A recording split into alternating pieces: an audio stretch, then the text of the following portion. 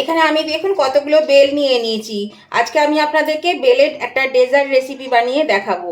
তো এখানে বেলগুলো আমি একটু ধুয়ে নিয়েছি, আর গাছ থেকে পড়ে গেছে, সেই জন্য দেখুন প্রতিটি বেল কিন্তু ফেটে গেছে। তো এগুলো আমাকে একজন দিয়েছে, এর আগেও অনেক দিয়েছিল, সেগুলো খাওয়া হয়েছে, কিছু নষ্ট হয়ে গেছে কাঁচা বেল পড়ে গিয়ে। তো সেই জন্য এই বেলগুলো আমি একটু ফাটিয়ে ফাটিয়ে দেখি কতটা ভালো আছে কতটা খারাপ আছে, সেই বুঝে আমি বেলগুলো নেব। বেলগুলোকে প্রথমে আমি ফাটিয়ে নিয়ে এই কাইটা বার করে নেব।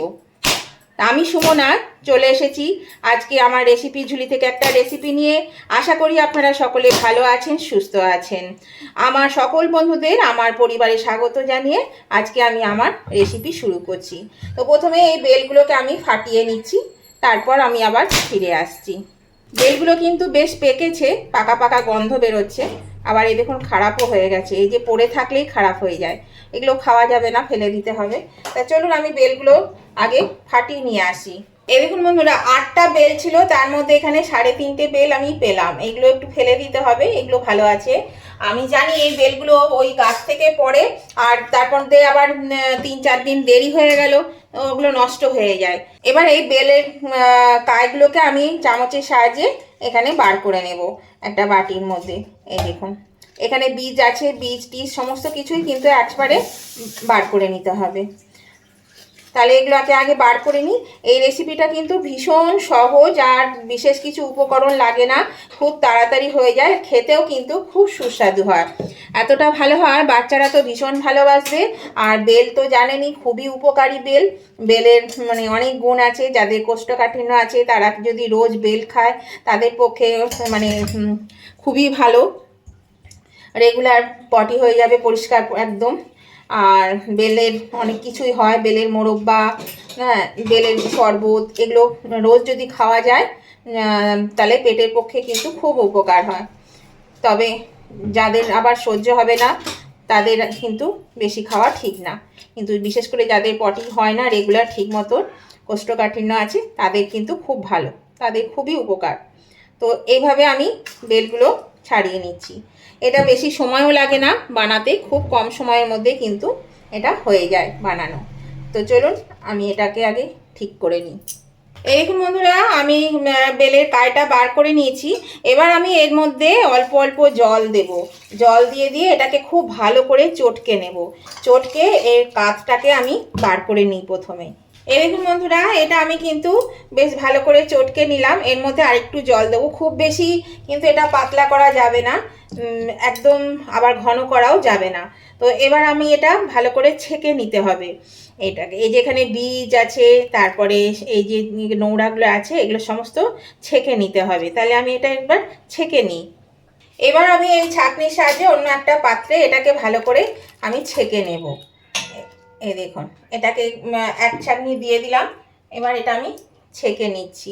এভাবে আস্তে আস্তে একটা চামচের সাহায্যে নাড়াবো, আর দেখুন কাঠটা পড়বে, এই যে। তাহলে এগুলোকেও আমি আগে ভালো করে ছেঁকে নিই। এই দেখুন বন্ধুরা, আমি বেলের কাঠটা বার করে নিয়েছি, আর এরকম হয়েছে। এর মধ্যে অল্প একটু জল দেব, খুব বেশি জল দেব না, অল্প করে জল দেব। এই যে আর একটু দেব, ব্যাস এইটুকু জল দিলাম। এই দেখুন এরকম হয়েছে। আর দেখুন কতটা এই যে এই বেল থেকে এই নোংরাগুলো বেরিয়েছে, মানে বীজ, তারপরে এই যে এই শুংগুলো, এগুলো সব বেরিয়েছে। তো এবার আমি এর মধ্যে দিয়ে দিচ্ছি প্রথমেই 1 চিমটে নুন। হ্যাঁ বন্ধুরা, নুন কিন্তু আমি কাউকে দিতে দেখি না, কিন্তু একটু নুন না দিলে স্বাদ আসে না। আমি সেই জন্যই নুনটা দিলাম, কেননা আমি দেখেছি এর আগেও খেয়ে নুন ছাড়া ভালো লাগে না, একটা টেস্টটা ঠিক ইয়ে হয় না। এখানে আমি চিনিকে গুঁড়ো করে নিয়েছি। এখানে এই চামচে 5 চামচ চিনি নিয়েছি। চিনিটার পরিমাণ আপনারা আপনাদের পরিমাণ বুঝে দেবেন, কেননা আমাদের বাড়িতে একটু মিষ্টিটা বেশি খায়, পছন্দ করে, সেই জন্য আমি একটু চিনিটা বেশি দিলাম। আর আপনারা আপনাদের পরিমাণ মতো দেবেন। এখানে দিয়েছি আগার আগার পাউডার 1 চামচ। তো আমি এগুলো ভালো করে এবার মিশিয়ে নেব এর সঙ্গে। এর সঙ্গে মিশিয়ে নেব। আপনারা চিনি গুঁড়ো করেও দিতে পারেন, আবার এমনি গোটা চিনিও দিতে পারেন। তো আমি ভালো করে আগে এটাকে মিশিয়ে নিচ্ছি। দেখুন বন্ধুরা, গ্যাসের চুলে একটা প্যান বসিয়ে দিয়েছি। এর মধ্যে আমি এবার এটা ঢেলে দিচ্ছি, এই বেলের কাপটা। এটা আমি 5 মিনিট মতন এখানে ফুটিয়ে নেব ভালো করে। এটা ফুটিয়ে নিতে হবে একটু, তা নাহলে কিন্তু হবে না।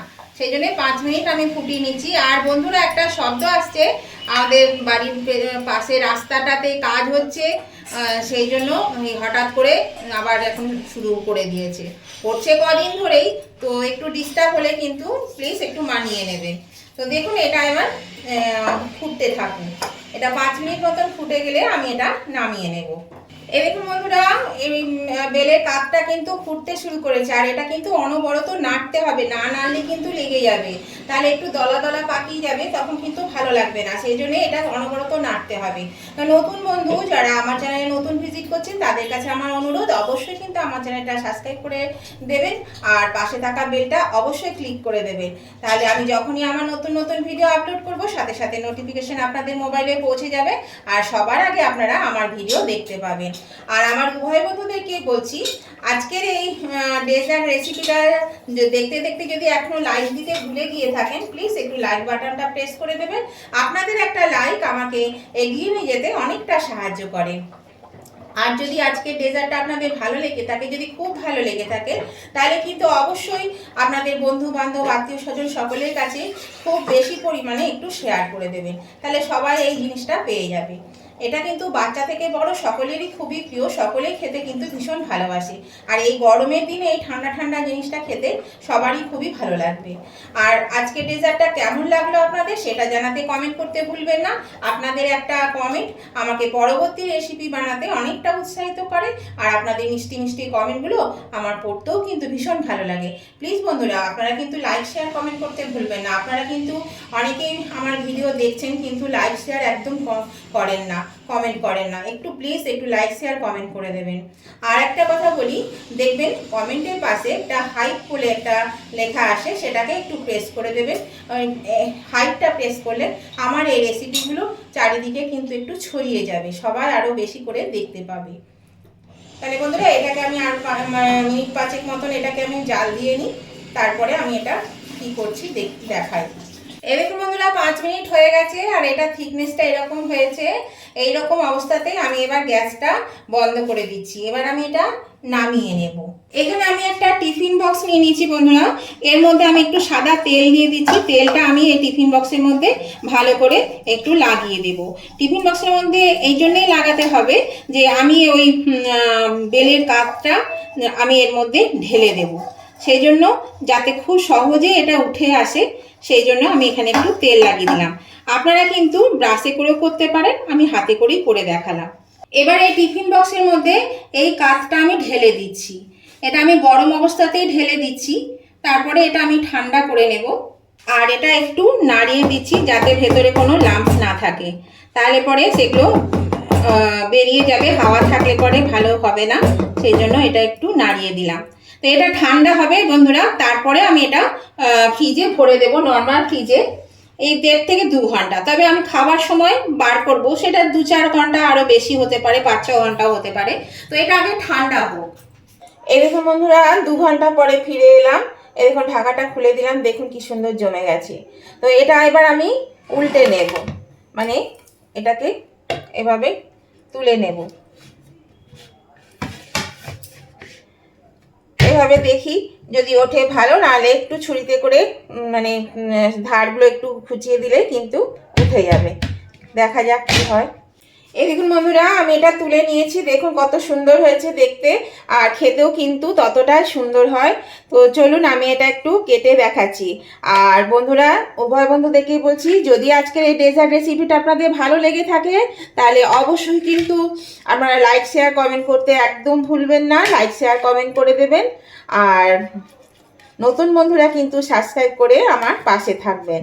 তো দেখুন এটা কতটা সুন্দর হয়েছে, খেতেও কিন্তু খুব সুন্দর হয়।